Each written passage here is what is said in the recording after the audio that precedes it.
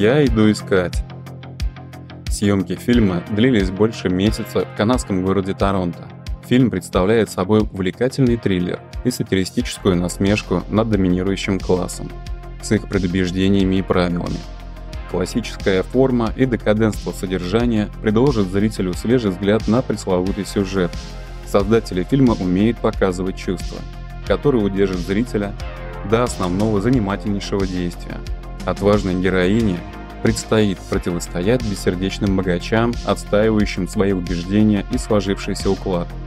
Образ героини – это символ феминизма второй волны.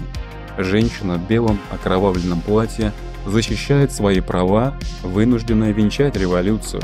Она уничтожает дряхлый патриархат, не способный меняться с течением времени.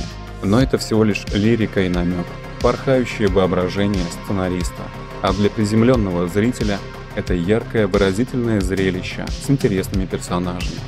Это смертельная игра на выживание, подстерегающая героиню жестокими испытаниями. Интересное кино не зацикливается на кровавых действиях, потому что фильму есть что предложить. Это выдерживающий, нарастающий темп, переходящий в акт безумия, с удивительно забавным финалом. Нет! Я все делал как надо! Все правила соблюдал! И я буду Эксперимент за стеклом. Острая кровавая сатира на пороки современного общества, когда лайки и одобрение окружающих важнее самой жизни, важнее самой личности. Еще раз вспоминается актуальная киноцитата Брэда Питта: «Безумие – это голос большинства». Режиссер Джейсон Уильям Ли собственной персоной в роли Джека Бертона. Жестокое и циничное шоу, в котором зритель решает, кому жить, а кому умереть. Ведущий – это садист-психопат с извращенной философией, самодовольный миллиардер, который пытается замаскировать свои маниакальные наклонности голосами зрителей, перекладывая на них ответственность за жизнь героев, насыщая зрителей жаждой крови, которые смотрят на убийство ради развлечения. Антигерой дает людям то, чего они желают. Он срывает маски, обнажая настоящую суть современного общества. Картина проста в исполнении, за что справедливо заслуживает критику, но она отражает одержимость общества поп-культурой в погоне за сиюминутной популярностью, где современные блогеры изощренно демонстрируют свои обнаженные тела, с упоением внушают свои заблуждения и лгут своим подписчикам ради наживы. Молодое поколение хочет получить все, не прикладывая усилий. Они хотят славы и денег, но не хотят ничего делать. Примером для подражания должны быть ученые, физики, инженеры, изобретатели. А не те, чей единственный вклад в развитие человечества — это домашнее порно, участие в реалити-шоу или миллионы подписчиков в соцсетях. Это же просто безумие. Охотники за разумом. Остросюжетный триллер Ренни Харлина, основанный на романе Агаты Кристи «10 негритят».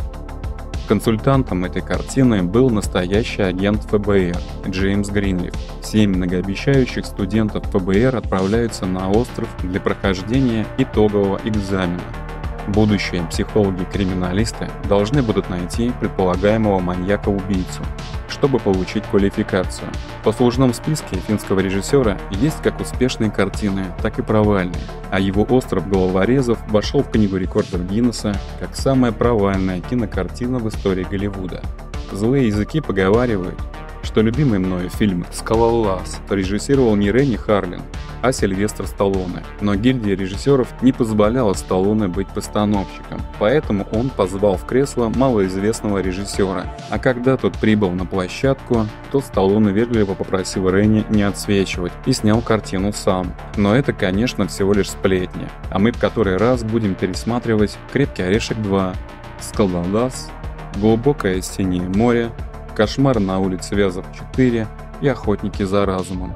Это кино, как ни печально, провалилось в прокате, и у картины есть недостатки и киноляпы, которые особенно проявятся к финалу.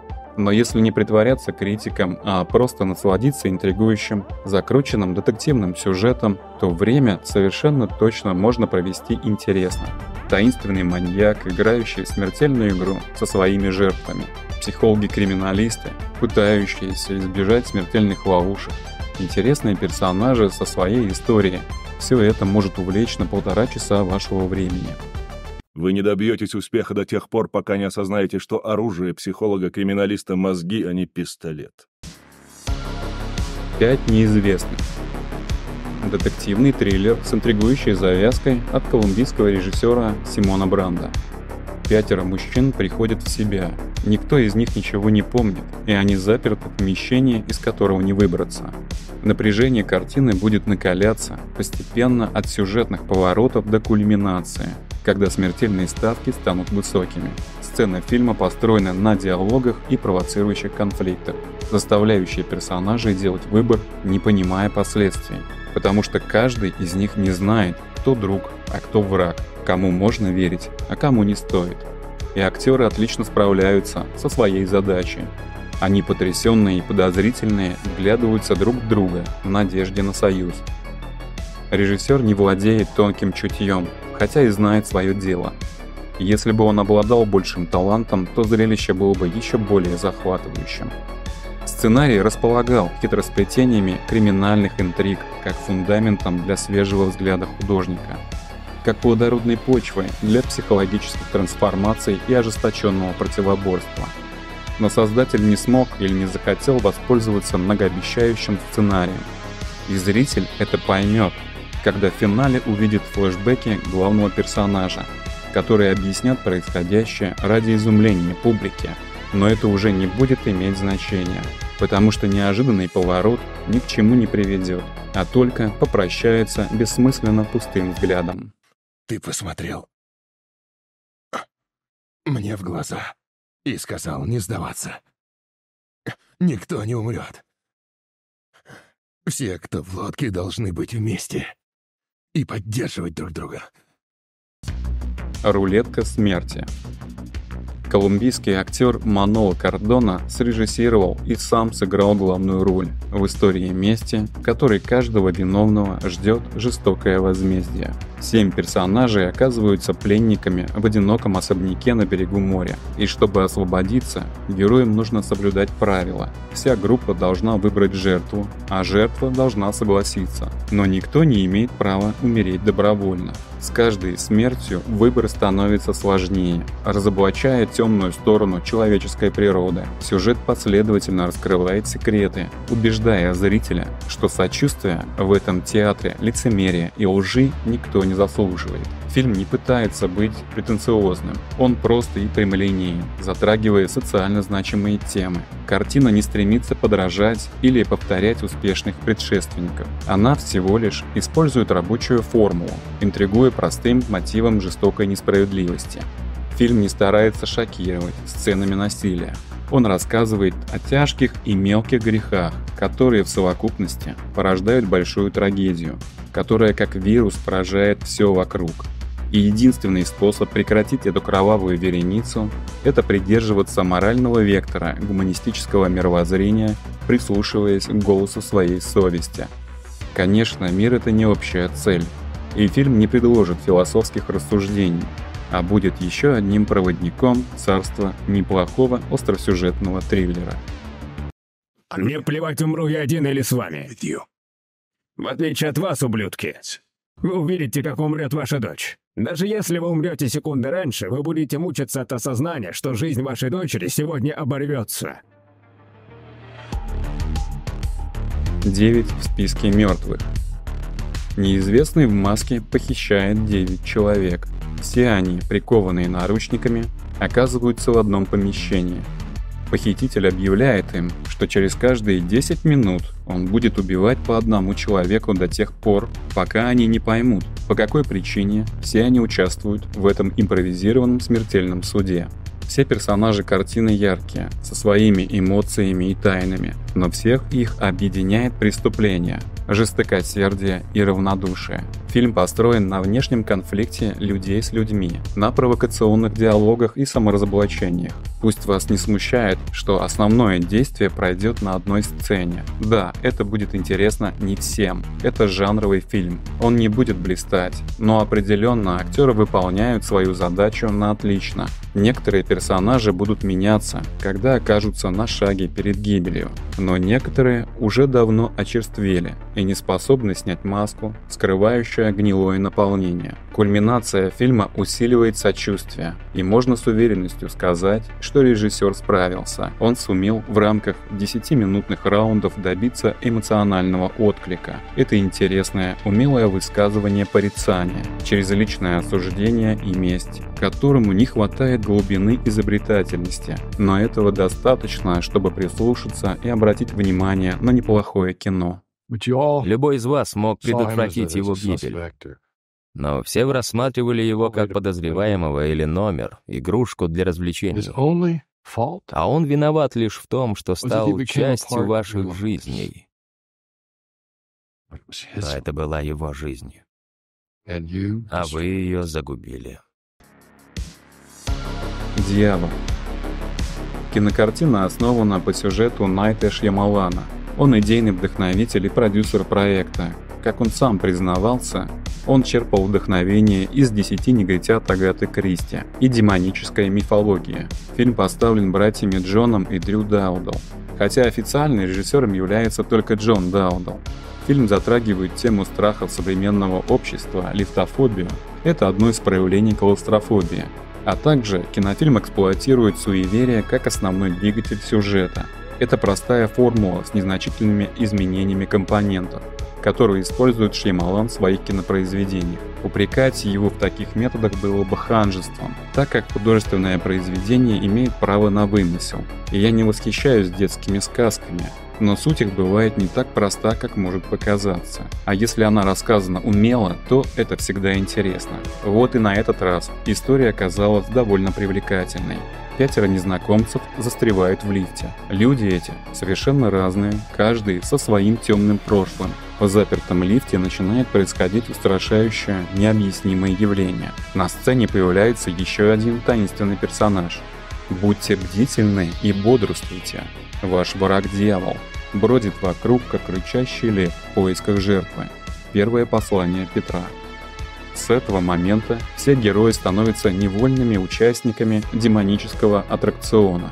Это детектив, замкнутый на личной трагедии, суеверный охранник, который будет тревожить зрителя, незадачливый ремонтник, который усилит напряжение, и 5 узников лифта, чья борьба друг против друга и против невидимого врага и создаст драматического цербера из конфликтов и страхов. Несмотря на предсказуемость, незамысловатую постановку, бесхитростный поворот, история удерживает интригующей мистификацией, игрой актеров и детективом, умело соединяющим пазлы картины. Это плохие люди. Вот почему они здесь. Нет, 2 из них просто сели не в тот лифт. Да, я не в то место устроился работать, а вы приехали не на тот звонок. 13.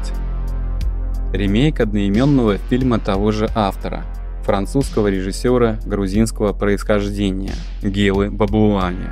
Он автор идеи и соавтор сценария. После необходимой экспозиции и завязки откроется завораживающий, леденящий душу триллер, от которого уже не оторваться.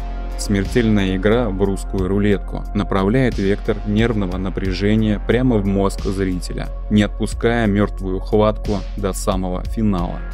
Да, эта кинокартина производит впечатление, и простая операторская работа не мешает погружению, а усиливает статичной связью настолько уверенно, что не остается и сомнения в мрачности необратимости рока. В фильме нет философского размышления, только стальное напряжение 6-зарядного магнума наполняет тишину эхом смерти. Актеры играют превосходно, даже 50 Cent не кажется посторонним.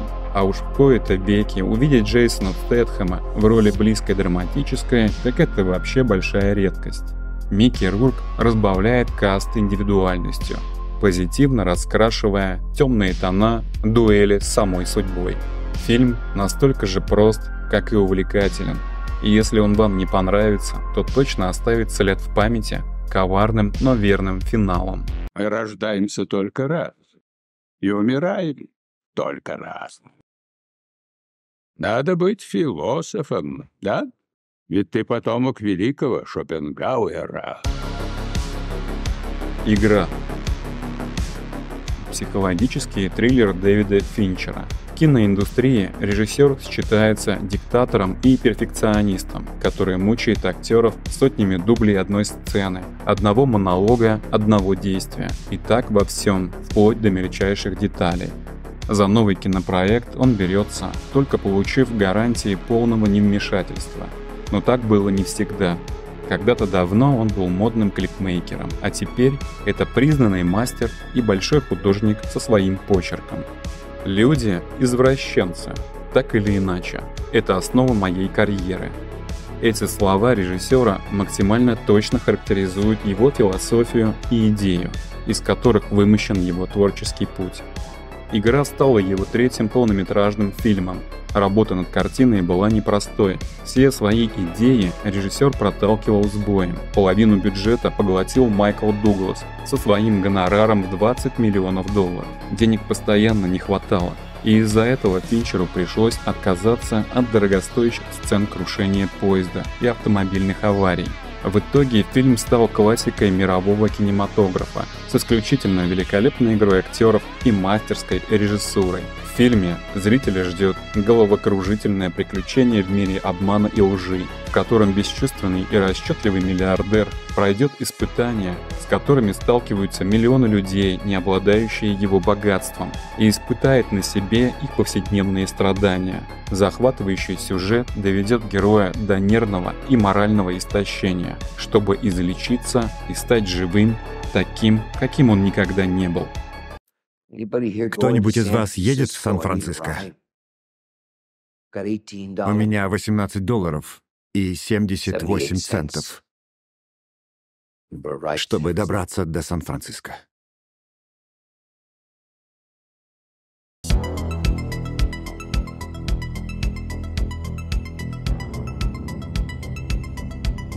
Клаустрофобы. Комната для побега или клаустрофобы в российской локализации. Российские прокатчики любят менять названия картин и вносят большую путаницу. Вершат они такое кощунство по разным причинам. Ориентируются же они в первую очередь на аудиторию. Я считаю это маркетинговым суррогатом. Если уж вы не можете продать продукт под настоящим названием, значит что-то вы делаете не так. Остросюжетный триллер Адама Робитала о 6 незнакомцах, которые добровольно соглашаются участвовать в квесте с изобретательными головоломками, успешное решение которых сулит большое вознаграждение. Вот только участникам не сообщили, что только победитель будет единственным выжившим. В этом фильме зрителю не придется скучать. Каждый новый эпизод оформлен уникальной комнатой со смертельными ловушками, решение которых строго ограничено по времени. Все персонажи интересные, каждый со своим характером. Наблюдать за ними увлекательно. Кино построено на множестве неожиданных поворотов сюжета, к которым привыкаешь, но зрелище выполняет свою задачу – развлечь. Это увлекательное, напряженное приключение с моральным подтекстом. Привет, я Майкл. Майк. Аманда. Тебя зовут Аманда? Именно. Ну надо же. Что? А у меня в детстве была собака Аманда. Миленькая такая, помесь хаски и коли. Глаза разного цвета. Очень необычно. Круто. Она была крутой, да. А потом умерла. Они тоже умирают.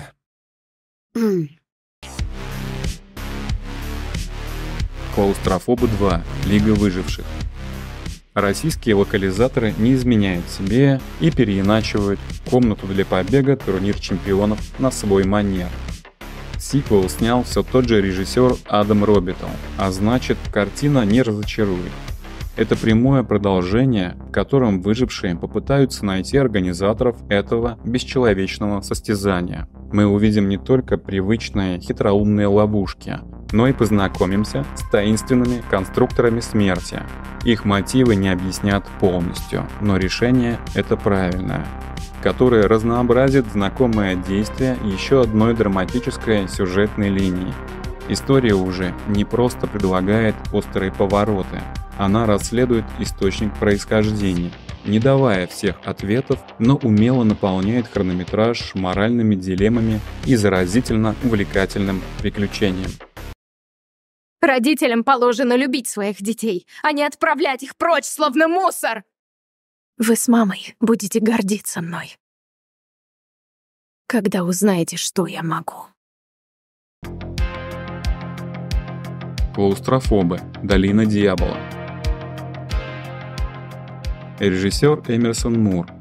Это оригинальная история, которая относится к франшизе косвенно. У картины низкий рейтинг, и мне кажется, это предвзятым. Возможно, критики и зрители просто устали от таких сюжетов и цинично растоптали картину из-за своей пресыщенности. Но это тот случай, когда я считаю, что это несправедливо.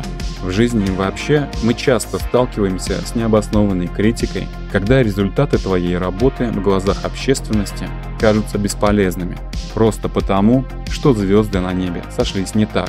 Картина интересная. Режиссер попытался освежить идею, и не имея достаточного бюджета, он выполнил эту задачу хорошо. Актеры вас тоже не разочаруют. В фильме нет ошеломляющих острых ощущений, нет и уникальных смертельных механизмов, но есть интригующее действие, есть головоломки, решение которых заставляет героев делать сложный выбор, заставляет меняться, погружая в параноидальный и опасный мир. Это неплохое кино, которое технически хорошо выполнено, но ему не хватает совсем немного. Глубже проработать героев, разнообразить острые конфликты и усложнить хитросплетение простого сюжета моральными противоречиями. Раз, два, три, четыре. Что с вами? Раз, два, три, четыре, пять, шесть. Все хорошо. Мы вам поможем. Все повторяется. Опять. Это все поле. Идемте с нами. Мы найдем выход. Отсюда нет выхода. Куб. Научно-фантастический психологический триллер. Это дебютный полнометражный фильм канадского режиссера-сценариста Винченцо Натали. У кинофильма больше 10 кинонаград и премий. Он стал знаковым культурным событием и обрел культовый статус у зрителя. Идею фильма режиссер вынашивал более 5 лет. Первоначально он планировал указать на инопланетное происхождение Куба, но затем отказался от такого решения. Фильм был снят за 20 дней на складе звукозаписывающей студии в одной построенной кубической комнате, в которой менялись только панели. Визуальные спецэффекты были изготовлены бесплатной компанией Core. Съемки фильма режиссер считал катастрофой и был изумлен всемирным признанием. При бюджете в $300 000 картина насобирала более 10 миллионов, и цифра эта намного больше, если учитывать продажи на носителях и лицензии на прокат. Идея фильма проста. 6 человек оказываются в лабиринте из кубических комнат, и им нужно найти выход, решив математическую задачу. Герои постоянно находятся в атмосфере нарастающего стресса. Каждая новая комната таит в себе изобретательные ловушки, а нарастающий конфликт между героями раскрывает их личность. Это увлекательный, садистский танец человеческих теней, тающий в жестоком горниле эволюции, оставляя след в наших сердцах печалью узника, смирившегося со своей судьбой. Я тащу вас за собой только из-за ботинок. Если не поумнеете, я исчезну. Хватит болтать. Хватит гадать. Не думайте о том, что вы не видите. Это серьезное испытание. Вы должны спастись от самих себя.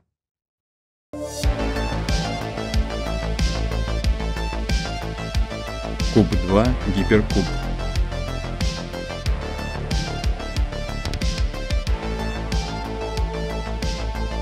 К этому продолжению истории идейный вдохновитель уже не имеет отношения, так как он считал картину законченной и сказать ему больше было нечего. Режиссером стал Анджей Секула.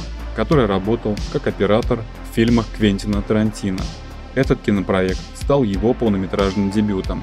В этой истории количество героев увеличится до 8. Сцена действия изменится четырехмерным гиперкубом, тессерактом, внутри которого пересекаются параллельные временные миры и действует квантовая телепортация.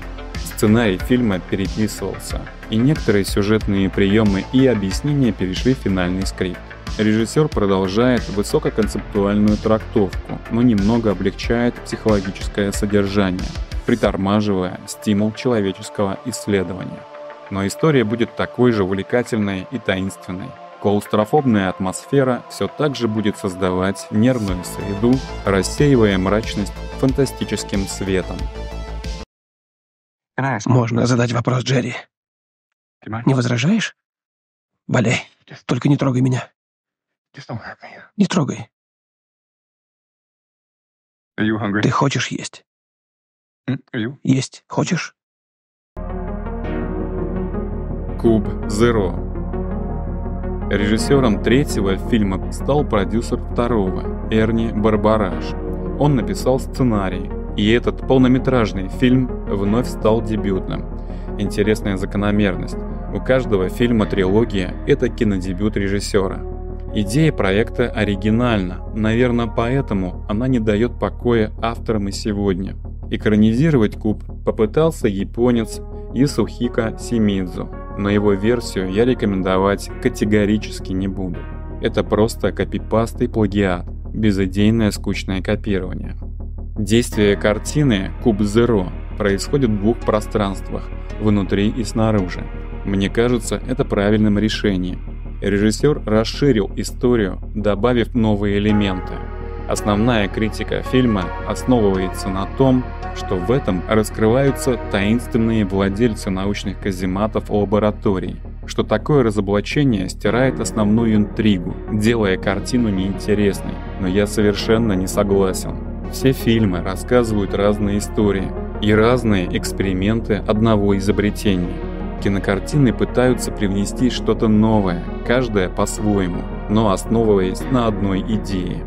Упрекать за такую попытку – это деструктивный способ проявить свое личное отношение, пренебрегая произведением. Расширение сюжета дает зрителю очеловечить свои эмоции через сочувствие и самопожертвование. И это обогащает основное исследование, которое не зацикливается на мясном порно-напряжении.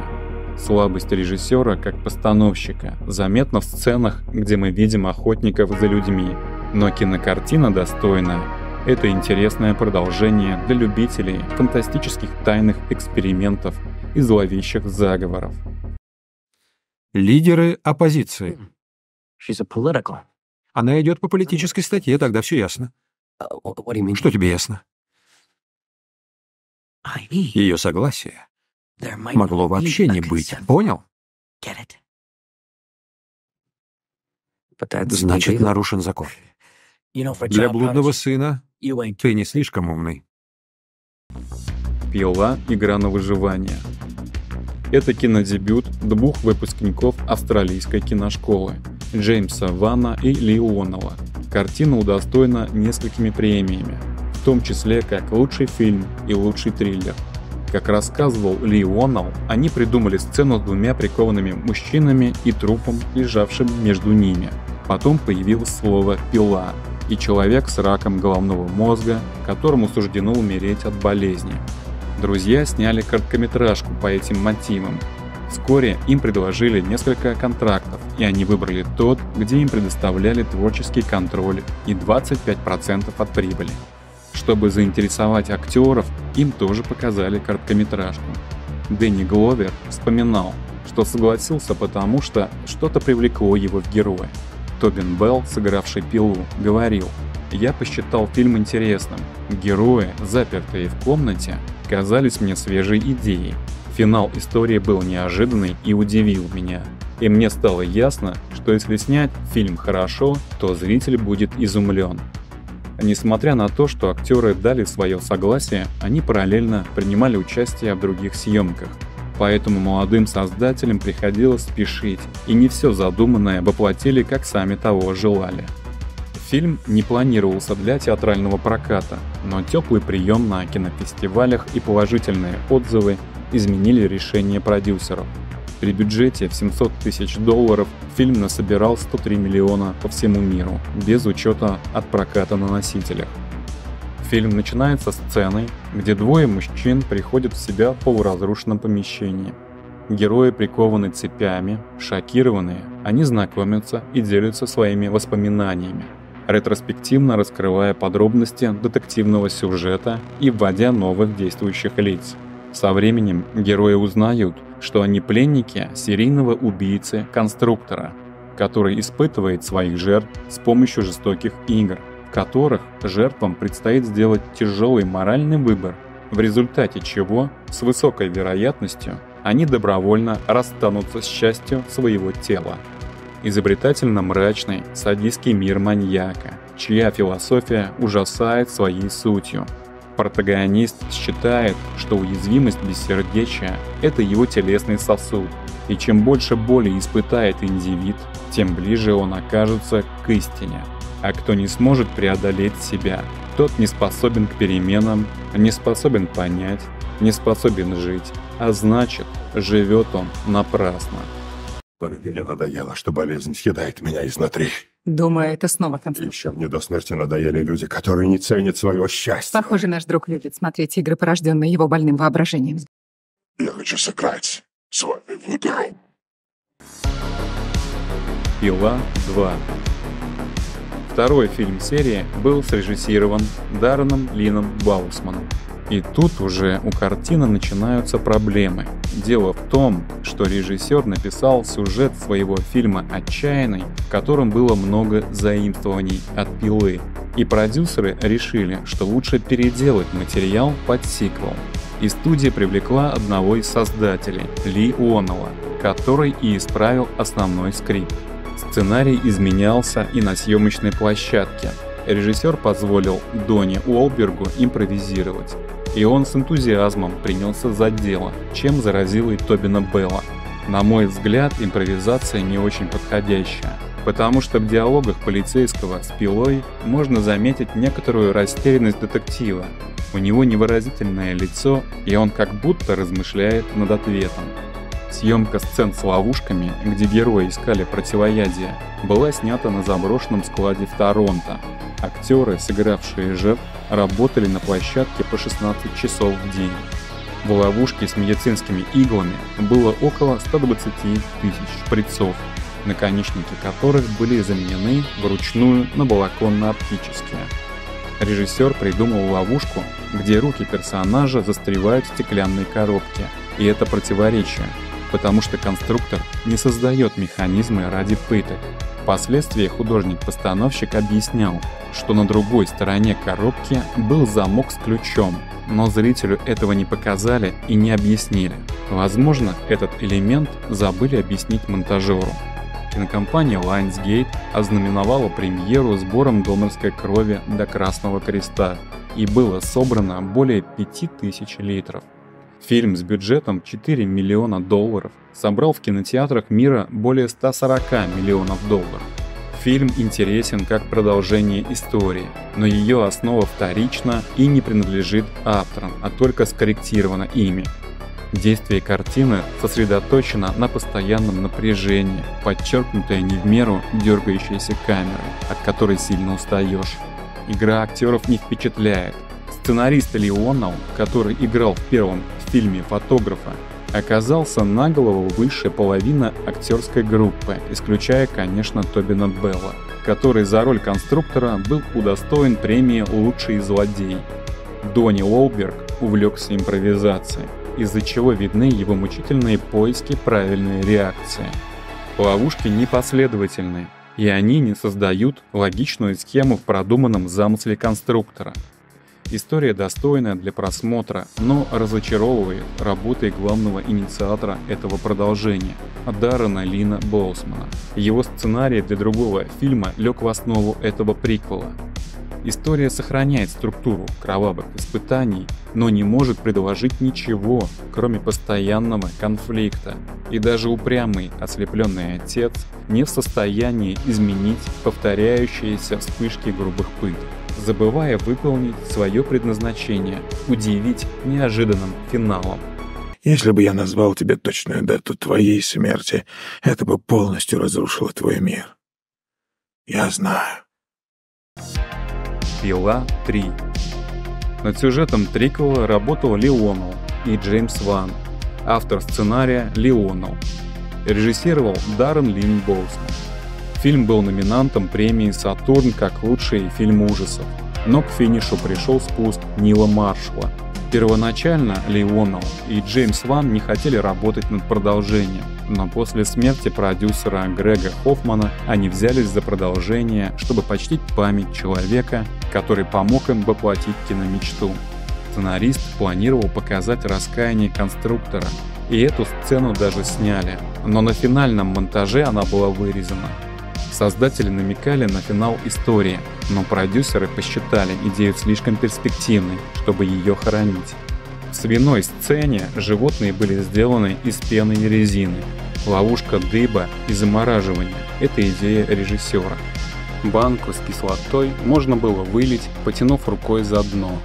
Чтобы получить рейтинг R, пришлось 7 раз редактировать финальный вариант, вырезая особо жестокие кадры, так как были случаи обмороков на киносеансах. Было напечатано 1000 плакатов с использованием настоящей крови актера Тобина Белла.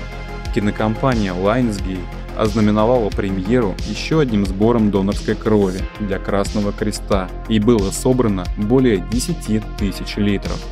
Постановщик выполнил свою работу хорошо, но есть два незначительных замечания. Дина Мейер видит призрак детектива. Это мистический флёр не оправдан, а если это симптомы психической патологии, то предпосылок для этого нет. Конструктор неожиданно кричит на доктора. Это противоречиво. Он всегда владеет собой, а в данный момент он истощен, обострившейся болезнью и просто не в состоянии себя так вести. А если он хотел надавить на врача, то смысла в этом не было, потому что она готова была выполнить его волю и просто пытается понять, что происходит. По моему мнению, третий фильм лучший в серии. Создатели работали с полной творческой отдачей. Фильм все так же погружает в атмосферу физической и психологической тревоги, но и старается раскрыть деструктивную жажду возмездия, когда человек привязывает события прошлого к настоящему и не способен жить, отравляя все вокруг. Но кинокартина все же раскрывает главного идеолога, конструктора, который, как доморощенный психотерапевт, стремится излечить больное общество выдуманным им кровавым методом, который не только не исцеляет, но и порождает себе подобных, еще более жестоких и более коварных садистов.